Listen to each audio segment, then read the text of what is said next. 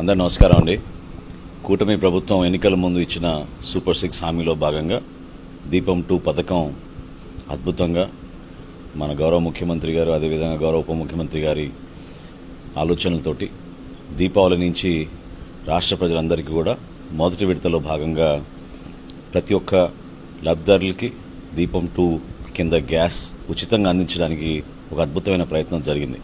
ఇప్పటి వరకు సుమారు 98 లక్షల మంది వినియోగదారులు దీన్ని ఉపయోగించుకున్నారు.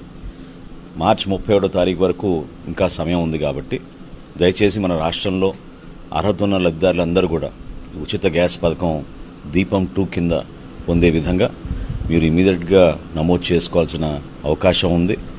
మరి ఏప్రిల్ 1 నుంచి కొత్తగా మళ్ళీ 3 గ్యాస్ సిలిండర్లు ఇవ్వబోతున్నాం కాబట్టి ఆ కార్యక్రమం ప్రారంభం అవ్వకుండా ముందు ఈ కార్యక్రమంలో మొదటి విడతలో భాగంగా ఉన్న ఒక ఉచిత గ్యాస్ సిలిండర్ని ముందుగా మీరు మార్చి 31వ తారీఖు లోపు తీసుకోవాల్సిన అవసరం ఖచ్చితంగా ప్రతి ఒక్కరికి ఉందని ఈ సందర్భంగా గుర్తు చేస్తూ దయచేసి ఇమీడియట్గా మీరు నమోదు చేసుకుని మార్చి 31వ తారీఖు కల్లా మీరు గ్యాస్ బుకింగ్ చేసుకోమని మరొక్కసారి రాష్ట్ర ప్రభుత్వం తరఫున పౌర సరఫరాల శాఖ నుంచి మీ అందరికీ కూడా విన్నవించుకుంటున్నాం.